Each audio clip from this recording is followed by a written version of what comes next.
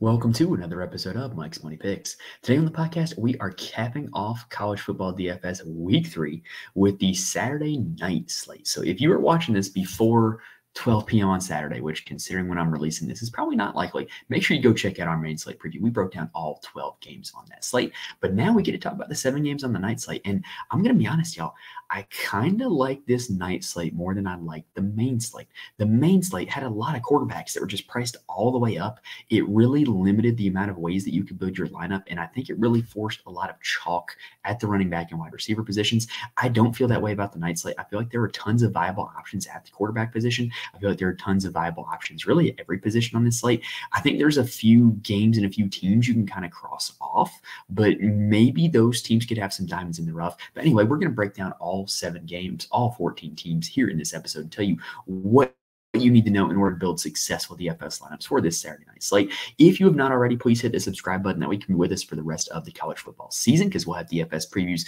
for as many slates as we can get out, because it's quite exhausting doing every single slate. So I'm not going to promise every single slate, but I'm going to promise that, everyone that we can get out, we're going to pick some previews for. And then go ahead and hit the like button while you're at it. It helps me out a ton when you guys do that. I really do appreciate it. I cannot stress enough how much it helps me out. All right, so without further ado, let's dive into the Saturday night slate. All right, so game number 1 on the slate features my Texas Longhorns taking on the UTSA Roadrunners. And I got to say, this feels a lot like week 1, where Texas is playing an opponent that is clearly overmatched, clearly in over their head. This game should not be close. Texas is going to be able to score whatever way they want to score in this one. My one slight caution is last year they played Wyoming in a similar circumstance, and Wyoming hung tough with them for a long time, mainly because Wyoming is a really good ball control team. They really ran well on Texas. And I think the hangover from a big game kind of affected Texas a little bit last year. I don't think Sarkisian's going to let that happen again this year. I do expect this game to be a blowout, and I don't think that this Texas San Antonio team is as good as the Wyoming team that came into Austin last year. So with that being said, I think this game is going to be a throttling. And Vegas seems to agree. Vegas has Texas as 35.5-point favorites with a total of 55.5 points, meaning the implied total is about 45-10 in favor of the Longhorns. I don't do decimal points when I do implied totals. We've been over this. And that makes Texas the highest implied team total on the slate. Now, on the UTSA side, they got walloped by Texas State last week. Texas State's a pretty good group of 5 team. And Owen McCown started the game and was benched at halftime in the middle of that game, but he came back to finish it. Owen McCown, the son of Josh McCown, look, on a slate where he's up against other like American Athletic Conference teams, I think this is a reasonable price for what he does up against the University of Texas. No thanks. At the running back position, it's a committee, like full-blown 50-50 committee between Barnes and Henry. Henry has been getting slightly more work. Henry has been slightly more effective, but just not interested in either of the two of them going up against Texas, where Texas's defense is going to be the best one they've seen by far. The one guy I might be interested in is Devin McGuinn. So to this point in the season, only 2 skill players, I should say, have scored in double-digit fantasy points against Texas. That has been Justin Marshall, the running back at Colorado State, Samaj Morgan, the receiver at Michigan. Marshall needed a ton of carries to do so. Morgan needed a touchdown. If anybody were to score a touchdown for UTSA, it would be McGuinn. He's had a ton of targets, caught 11 passes against Kennesaw State, caught 6 against Texas State, 9 targets in that game. I think he's the most likely candidate to score a touchdown, especially as long as DeCorian Clark stays out. If Clark is in, that throws a wrench into things, and I probably wouldn't have any interest in either of them. But I think that he's a little bit interesting, given that he's going to have enough volume to potentially score some fantasy points. Now, on the Texas side, playing Texas in blowouts is difficult because basically you have to play the guys that get all the touchdown equity, right? And Quinn Ewers has a lot of touchdown equity, but he's quite pricey. You look at the first 2 games he's played quite well from like in an unbiased perspective, which obviously for me, it is a biased perspective. He's played quite well. He's only put up 20 and 21 fantasy points. He's at a salary of $9,200, meaning he needs about 27 to 28 to hit that 3X value where you feel comfortable about in DFS. And so that's a lofty goal. But he has a ton of touchdown upside, right? Because of the fact that they're projected to score 45 points. So if Quinn gets 4 or 5 of those touchdowns, he can hit value very easily. I think if you're going to do that, though, if you're going to play Quinn, he's going to need multiple touchdowns and 300-plus yards. He's not a big-time runner. Maybe he could vulture a touchdown or 2. But with him knowing that you need a ton of passing yards and a ton of passing touchdowns, I'd play him with at least one of his receivers, if not two, because you know that they're going to have to be getting a ton of catches, ton of yards, and some touchdowns if Quinn's going to be having a big game as well. This is not a situation where I would play him unstacked. Now, at the running back position, with it feeling a lot like week one, let's talk about Jaden Blue. So Jaden Blue is the guy in this backfield. What happened in week one was they got up early. He got subbed out right before the touchdown, did not get it. And that really was the difference in whether or not he had a good or bad fantasy day, because he didn't play much the second half because they didn't need him. They didn't want to get wear and tear on him, right? But here's the good news about Jaden Blue. He has been used in the passing game so far, 9 catches so far this season. I think that gives him a pretty high floor. And if he were to hit his ceiling, it would come from multiple rushing touchdowns. He's an option on this slate. He's not my favorite option on this slate because I do not expect him to give him a ton of volume on the ground, but he has a ton of touchdown upside. He has a ton of upside in the passing game as well. He's going to be in my player pool, but probably not a core play. Then you got his backups, Wisner and Gibson. Both are very talented. Like the Texas running back room is just insanely talented. It's crazy to think that they had CJ Baxter too. They're both going to see action in this game. If they were priced cheaper, I think they would be more worth it because you're going to need a touchdown or two from them if they're going to hit value, because there's not going to be a whole lot of volume to go around because they're going to be splitting it. So maybe a GPP dart throw, but nothing more than that. The wide receiver position, Sark said at the start of the season that they were going to really rotate the wide receivers. It started out as that, but really they found their two guys. And their two guys are Isaiah Bond and Matthew Golden. Those are the guys that are playing the most snaps. Those are the guys that are seeing the most targets. Bond has been more efficient so far, but Golden has been the one that has scored more touchdowns. So you see slight more fantasy production to Golden. But, I would lean Bond over Golden personally. But both those two are the guys that I would want. They're affordable. And if you're playing them stacked with Ewers, I think that's the optimal way to play them, because you're going to want multiple touchdowns out of Ewers or the receiver in order to hit like really good value. What's really interesting is how they've handled the other receivers. Cook and Wingo are basically rotating as the third receiver, and Silas Bolden is playing snaps as well situationally. So they're going to get snaps, but I don't think there's a ton of upside. If you're playing them, you would just be hoping to get lucky that they score a touchdown. The really interesting part, though, is the usage of Gunnar Helm so far. So Texas last year had one of the best tight ends in all of college football, fantasy all college football DFS, in Jatavion Sanders. He was routinely underpriced. He was routinely an option because of how much they used him in the receiving game at the tight end spot. Heading into this year, they had an Alabama transfer, Amari Nyblack, that was projected to handle the Jatavion Sanders role. He's very similar athletically, kind of a big-time recruit. But instead, through 2 games, that role has been taken by Gunnar Helm, senior, who's been in the program for a while. Not the pedigree of Nyblack, but the usage has been much like what we saw with Sanders last year. And if he's going to continue to get big-time usage, last week, 7 targets, almost 100 yards, and a touchdown, then we need to start considering playing him. I think Gunnar Helm is an option at 4,900. If you want to be a little bit different with your Texas stack, play Ewers, play one of Bond or Golden, and then play Helm as the second receiving option. Next game up, we've got Air Force taking on Baylor. This is not a fun game. Currently, the spread is 16.5 points in favor of the Bears, with a total of 41.5, meaning Baylor is projected to win this game about 29-13. On the Air Force side, they're still running the triple option.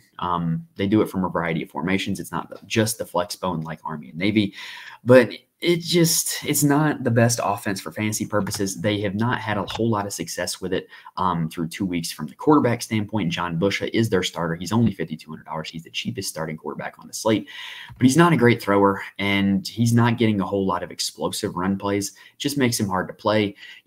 Every triple option offense quarterback, it has a chance of breaking off a 70-yard run at any point in time, but I don't feel like that's very likely for Busha.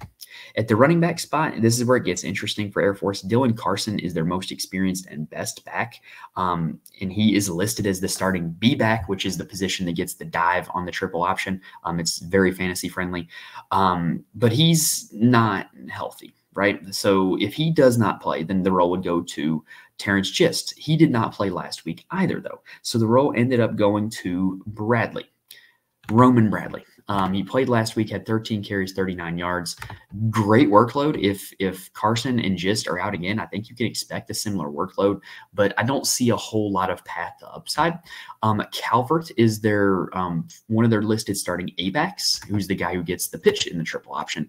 And he hasn't been a whole lot of fancy productive lately either, but they're all very affordable. So if you want to take a shot and just hope they score a touchdown or two, I don't think it's the worst idea in the world. I'm probably not going to do it, but it's probably not the worst idea in the world. Their best player on offense is listed at the wide receiver position. He's their starting slot. They also use him as the pitch back in the triple option. It's Cade Harris. Look, he's their best offensive player. If you were to play anybody in this Air Force offense, that would be my guy. They are not a good enough passing team that I can recommend with good conscience any of their other wide receivers. So Cade Harris would be the guy that I would consider there.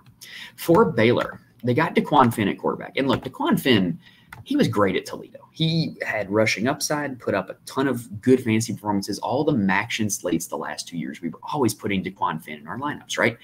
He hasn't really hit that upside against or as a member of Baylor yet. It's going to happen at some point, I feel like, especially in the Big 12 with all these bad defenses that they're going to play. I don't mind taking a shot at him here. They're projected 29 points. You do not have to play him stacked. So I do not mind taking a chance with DeQuan Finn at only 7,400. At the running back spot, it's basically 50-50 between Pendergrass and Reese, both of whom are very affordable. Baylor is 16.5-point favorites in this game. So if you're looking for a cheap running back, I think those are the two best cheap running backs on the slate, Pendergrass and Reese. In terms of how to decide between the two of them, Pendergrass had 9 carries against Utah last week. Reese also had 9 carries against Utah last week. Pendergrass has been slightly better from a fantasy perspective, but it's because he has the touchdown and because he has a little bit of usage in the passing game as well. So I don't know. If you're looking to take a shot at a cheap running back, pick one of the two. Don't do both. And I don't really have a lean either way. I'm going to have a little bit of exposure to both of them. At the wide receiver spot, Baylor rotates 4 guys at receiver. It's Cameron, Baldwin, Jackson Jr., and Hawkins. Good luck figuring out which one's going to go off. Like I said, you can play DeQuan Finn unstacked, or you can play him with his tight end, Michael Trigg, transfer from Ole Miss. Probably the best mismatch in this offense in terms of if a team runs man coverage, he's going to find a way to get open. If I were to play a Baylor pass catcher, it'd probably be him because I think his role in this offense is better than his price tag at $3,800. Next up, we have what many consider the game of the night, which is a sad commentary on what college football slate tomorrow looks like. But it's Colorado heading to Colorado State. Very heated matchup last year, very good game last year when these two teams played. Currently this year, Colorado is 7-point favorites with a total of 57.5 in this game, meaning that the projected score is about 32-25 in favor of Coach Prime and the Buffaloes. The matchup was 43-35 last year, and Travis Hunter got injured early in that game. That's one thing to keep in mind when you look at all the box scores. I think there's a chance for fireworks in this game. I feel like with Colorado, we kind of know who they are now. We've seen them for a season and 2 games under Dion. They're not good on the line. They are not good defensively. They're going to beat the bad teams because they're supremely talented. They're going to lose to better teams because they don't have any depth or offensive and defensive lines. And so this is a game where I think they're going to score like a pinball machine against Colorado State. I don't think Colorado State is very good. However, I do think Colorado State is going to have the ability to push them a little bit, especially considering they're playing at home, especially considering how the game went last year. So I think this is a very juicy game environment target for DFS purposes. On the Colorado side, Shedeur Sanders is, I've said my piece about this multiple times, but I don't like playing expensive quarterbacks who have 0 rushing upside. And as of right now, Shedeur Sanders, negative 13 rushing yards on the season. So less than 0 rushing upside for Shedeur Sanders. But if there's ever a time to play him, it would be in a matchup like against Colorado State. Last year, he had 31 fantasy points against them through 348 yards and 4 touchdowns. He could do that again. If you're playing him, you got to play him stacked with receivers because he's not going to score the points on his own. Those points are going to be shared with the receivers because he's going to be throwing. He ain't going to be running. So I think he's an option at 9,600, especially if you want to get stacky and stack out Colorado or stack out this game. At the running back spot, Dallin Hayden is probably not going to play for Colorado, which means that Charlie Offerdahl could be the workhorse. And I don't think that necessarily makes him a great play. What I think it means is that this team's more likely to just throw the ball every down. And so I think that kind of plays more into Shedeur and the receivers. But anytime you have a committee running back where it's no longer a committee, it's just going to be one guy, there's definitely more upside there for Offerdahl than there was a week ago. At the wide receiver spot, Travis Hunter is priced all the way up. But I continue to say this about Travis Hunter, and he continues to put up good fantasy performances. It's hard for me to buy in playing a wide receiver as the most expensive player in my lineup when he's going to be playing snaps at corner. He's going to be needed at corner. It's going to be very difficult for him to play 100% of the snaps on offense, just the nature of what he does. Granted, he's been great. He had 14 targets last week. He had double-digit targets against North Dakota State. He's been great in both games. I think that this is a matchup where he's really going to be needed at corner. More on that a little bit later. If I were to build out a Colorado stack, I probably would not stack Shedeur with Travis Hunter, but it's an option. I would prefer to stack Jimmy Horn Jr., who has been, up and down so far this season, but he had 8 targets against Nebraska last week, had 8 targets against North Dakota State in week 1. Pretty solid option at 7,500 in my opinion. And oh, by the way, LaJohntay Wester started picking it up last week as well. 10 targets last week against Nebraska. I think he's getting more and more ingrained in this offense, and 5,700 is a pretty good price tag for him. Will Shepard is the 4th option. He's going to be out there the whole game. He's going to play a lot. He had 3 targets last week. Not great, but, you're getting a guy in a really good offense who's going to be out there on the field. I think any 4 of them are options. If you're going to be stacking with Shedeur, I think you want to get at least 1 of them, if not 2 of them. Now, on the Colorado State side, Braden Fowler-Nicolosi. So I don't think he's that good, just personally. There was apparently a rumor that a lot of schools offered him a lot of money to transfer from Colorado State in the offseason. He probably should have done that because I don't see a way where he's going to be making a lot of money in the pros. But he is what he is. This is an air raid offense. They're going to throw the ball all over the yard. He had 26 fantasy points against Colorado last year. So I don't think he's the worst option in the world, especially if you want to game stack it, especially if you want to try to get cheap at quarterback. But I think his general skill level, it limits his upside. At the running back position, I do like Justin Marshall. He is their primary running back. He's been probably the best running back they've had in a while. He had 25 carries against Texas, got to 100 yards, got to 14.7 fantasy points. And I think the weakness of this Colorado team is on the front line. I think you can run on them. Nebraska showed that last week.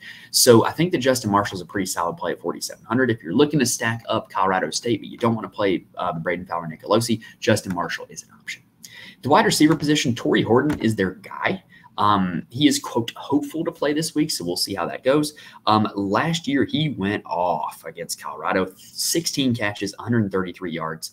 Travis Hunter did leave that game early, but still, Torrey Horton embraced the spotlight, embraced the opportunity to go up against Colorado, which was at the time a very nationally recognized team.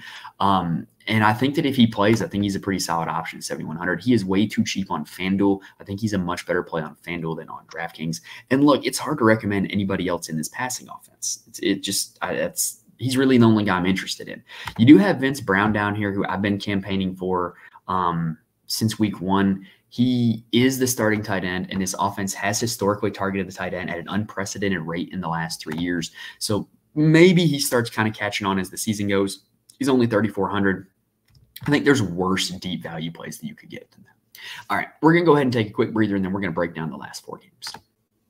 Now, before we continue, just a reminder that you can get more information from me. First off, you can follow me on Twitter at Mike's Money Picks. If there are ever any updates for the show, I do tweet them out. I'm also more than happy to answer any lineup or start sit questions that you might have if you reach out to me on Twitter. I'm also in the Fantasy Corner Discord. Link is in the description on YouTube as well as on the audio feed. Fantasy Corner Discord is a great place to be. It's a lot of really good, really smart people who play DFS for a lot of different sports. We have a lot of fun talking strategy, talking builds, talking lineups. And then sweating it out at night is also a blast as well. If you're looking for people to talk DFS with, it's the best place to go, in my opinion. And then also, I do write an article every single college football slate on my Patreon where I profile my core plays as well as why they are my core plays. It is very game theory, X's and O's strategy driven. So I'm not saying that you can just take those plays and instantly win thousands of dollars. It's not that easy. But what I am saying is you can get some information, some insight from somebody who does a lot of research, knows a lot about college football, and help improve your own college football DFS game. That's really what the whole goal is. All right, now let's go ahead and continue. We got 4 more games to go, so let's go ahead and pick back up where we left off with Georgia taking on Kentucky. Now, the headliner of this game is Brock Vandagriff, Kentucky quarterback, playing his former team, Georgia, because he could not beat out Carson Beck and did not want to wait out the Carson Beck era. Now, in this game, Georgia is currently 22.5-point favorites with a game total of 44 points, meaning the projected score is about 33-11 in favor of the Bulldogs. Carson Beck runs into the same issue that I think Shedeur Sanders has, except I think that Carson Beck is going up against a better defense. Carson Beck is going to be a part of a worse game environment. Carson Beck's offense is going to be playing at a lower tempo than Shedeur Sanders. The bottom line is he's very expensive, and he does not run a lot. You are going to need 3, 4, 5 passing touchdowns from Carson Beck in order for him to hit value at his salary of $9,400. So if you're going to play him, you need to play him with multiple pass catchers. At the running back spot, I think this is going to be a Trevor Etienne workhorse show now that he is finally back from his suspension. Did not get a whole lot of run against Tennessee Tech. Didn't need it. They just dominated that game. They could have won by 70 if they wanted to. They just didn't. Now that we're in SEC season, I think it's Etienne's backfield. I really do. Now, Kentucky's a pretty solid defense, and $7,000 is a pretty steep price tag to pay for Etienne. But I do think he is probably, in all likelihood, going to finish the slate as one of the top 5 scorers at the running back spot. I also wouldn't underestimate Nate Frazier. He's a super talented freshman who looked really good against Clemson when Etienne was suspended. It's unknown how the usage is going to shake out, but I would have to guess that he's going to be the second running back in the game. At the wide receiver spot, Georgia plays a big-time rotation at receiver. Hey, if I had 8 5-star receivers, I would rotate them all as well. Personally, you keep them fresh, keep them happy, keep them engaged in the game, right? But what it ends up being for DFS is it's a situation that's really hard to predict. It's a situation where they're all priced up, and they probably shouldn't be. Lovett, Bell, Young, Smith, Humphreys, they're all going to play a lot of snaps. At tight end, you have Delp and UTSA. They're both going to play a ton of snaps. If I had to play any of them, it would probably be Arian Smith, just because I think he's the most likely to break off a big play. He's had a catch of 30 yards or more in both games. He is a sprinter who is really, really fast. So I think he would probably be the guy that I would want to take shots with. But if you're stacking Beck, just take your pick. They're all going to play. They're all going to have chances. It's just whether or not you get it right. On the Kentucky side, I'm just probably not going to play anybody from this side in this game. Brock Vandagriff was benched for the second half against South Carolina, but apparently he's going to start this game. Hard pass going up against the Dogs defense. The running back spot, Jason Patterson is out in addition to Chip Trainum. So really the only good running back left on the roster is Demi Sumo Karnby. And we've talked about him before. During his time at NC State, he was never a guy where they would just give 20-plus carries. He's not like a workhorse running back. So it makes it really hard to want to play him in DFS because of that reason. Also because of the fact that he's going up against Georgia. Hard pass for me. And then at the wide receiver spot, I'm not playing any of them. You know who's going to be on the field. It's going to be Brown. It's going to be Macklin. It's going to be Key. Brown might make off a big play, but it's just hard to see a path for upside for any of those guys going up against Georgia. Now, the game of the night for DFS purposes is a UCF heading to Fort Worth to take on TCU and the Horned Frogs. Currently, UCF is 1-point favorites with a total of 62.5 points, meaning the projected game score is 32-31 in favor of UCF. This is the highest game total on this slate. If you were to stack up one game, this would be the game that you would want to stack. On the UCF side, they've got quarterback KJ Jefferson. We've talked about him before. He's an Arkansas transfer. He's big. He can run. He hasn't looked great as a thrower yet this year. Against New Hampshire, he had some bad throws, man. And I was watching that game because I had him in like all my lineups. And, he eventually came through rushing in that game, got some touchdowns passing, but the throwing was a work in progress. And, basically the Gus Malzahn offense at its core is not that far away from a Service Academy offense where it's triple option. The only difference is in the Gus Malzahn offense, the triple option is usually an RPO as opposed to an actual pitch man. But basically, KJ Jefferson's running an option offense, if we're being honest. So he's got a ton of rushing upside. He hasn't shown it yet this year. This could be the breakout game. Could be, because I don't think the TCU defense is very good. They let Ashton Daniels of Stanford run wild on them from the quarterback position. KJ Jefferson could do the same. I think he's a better points per dollar play on FanDuel than DraftKings, however. And really, he's hard to stack with the next guy, which is RJ Harvey, their running back. He is their top runner. He is one of the best running backs in the nation. This is one of the best running attacks in the nation because of how well they block and how well they have it schemed. He is a great option. He's probably going to finish the slate as the top scoring running back. I am going to be playing a lot of RJ Harvey on this slate. Now, also, do not be fooled by the DraftKings pricing. Miles Montgomery has been serving as the team's RB2. Johnny Richardson is a gadget play guy that they'll get in the game to run jet sweeps, screens, pitches, stuff like that. He's going to get some carries. Penny Boone, the very much talented, very much heralded Toledo transfer, very big guy, very powerful guy. He's been serving as the team's running back 4, big time backup. He's still priced like he's the starter. Don't play it. Don't play it. Don't do it. If you're playing a running back, it's RJ Harvey or hoping to catch lightning in a bottle with Montgomery Richardson. The wide receiver spot, this is not a high-volume passing attack, so there hasn't been a whole lot of fantasy points scored by the receivers in this offense yet, but we know who's going to be on the field. It's going to be Hudson. It's going to be Townsend. Whittemore plays quite a bit. Javarius Johnson plays in packages, but if you're going to play anybody, it'd be Hudson. It'd be Townsend. I think I'd really only be interested in them in stacks with KJ Jefferson, and even then, I think they're a little pricey because this offense is just probably not going to have a ton of passing volume. For TCU, this offense will have a ton of passing volume because they've got Jake Hoover at the helm. In a game against Stanford that they won, he attempted 42 passes. He also ran for negative yards before the touchdown. He does have the very minimal rushing upside because they will use him at the goal line as a battering ram because he's kind of a bigger guy. So he might not get you rushing yards, but he could get you a rushing touchdown. At 9,100, I think he's a little pricey, but I do think he is worth it. When you consider the game environment, when you consider the passing volume, and when you consider the fact that both these teams play at a fast tempo, there's going to be a ton of total plays in this game. He's going to have a ton of opportunity to score fantasy points, and I really do like Jake Hoover on this slate. I also like TCU's running back Cam Cook. He is looking like the workhorse back for the Horned Frogs. Scored at least 15 fantasy points in both games, and I think he's the guy in this backfield, and I think you can run on UCF. At least you could last year. So I don't mind him either. I think there's multiple ways to get exposures to this game. You can play a quarterback from one side, running back at the other, vice versa, multiple receivers, multiple running backs. Like, this is the game to stack up personally, I think. At the wide receiver spot, the way that their targets break down, really, I'm going to go by the Stanford game. I'm not going to go by their second game, which was against LIU, because I just don't think that really is super relevant. So you look at the game against Stanford, Savion Williams had 17 targets. 17 targets in one game is wild. That's a PPR dream. And only at $6,300, I think he's one of the slate's best point per dollar options at the wide receiver position. I'm going to be playing a lot of Savion Williams.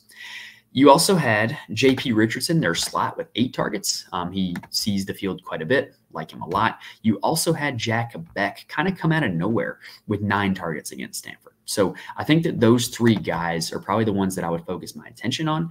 McAllister is going to play snaps. He was a little bit of a disappointment. Transfer from Boise.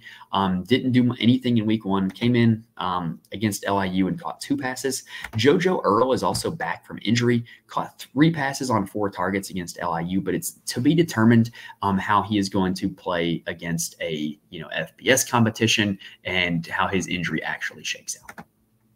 Now, let's head to the next game, which is Indiana taking on UCLA. Good old Big Ten matchup here, even though this one would get a lot more interest during basketball season than it would in football season. So we've got Indiana as 3-point favorites in this game. The total is 45.5, meaning the projected total is about 24-21 in favor of the Hoosiers.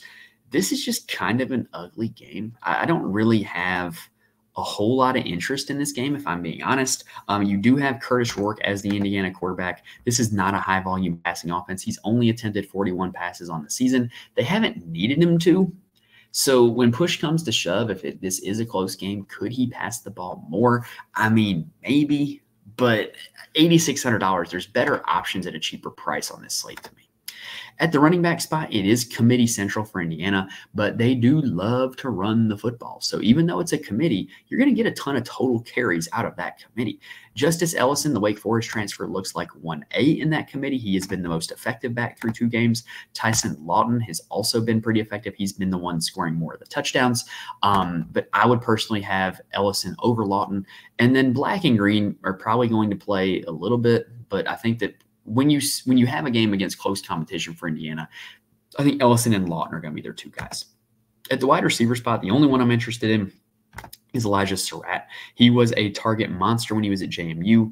He moved to Indiana with his head coach, knows the offense, familiar with the offense, going to continue to get targets, going to continue to be their most targeted receiver. I think he's a little pricey at $6,800, but I don't mind him as a one-off play here in this game. On the UCLA side, they're interesting. They've only played one game against Hawaii. Ethan Garbers is their starting quarterback. He's okay. Priced at $7,000 on DraftKings. He had 17 fantasy points in that game against Hawaii. I think there's better options, personally.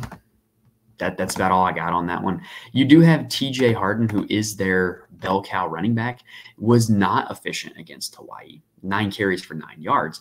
But the good news, if you're familiar with UCLA, they did bring in Eric Bieniemy from formerly the Kansas City Chiefs and Washington Commanders to be their offensive coordinator. One of the staples of the Eric Bieniemy offense is that they throw to the running back. And so what happened in week 1? TJ Harden, 5 catches, 22 yards. I think that gives him a decent bit of upside, and I don't think he's a bad play at $6,500 because he's going to be the workhorse back getting all the carries, and he's going to be able to get targets in the passing game as well now. I like it. At the wide receiver spot, Notre Dame transfer Rico Flores was their guy in week 1. Had 8 targets, 102 yards, a touchdown, 3 catches on 8 targets. It's kind of bad, though. But he did break off a big play. I wouldn't have had him as their wide receiver 1 coming into the season, but it looks that way like he's going to be. J. Michael Sturdivant is still pretty solid, and I think between the two of them, I think when you consider price, I think Sturdivant might be the better play. Logan Loya was their receiver 1 last year while Sturdivant was hurt, but I think this offense is going to go through Flores and Sturdivant for the time being. Next up and last game of the night, we got Maryland heading to Charlottesville to take on the Virginia Cavaliers.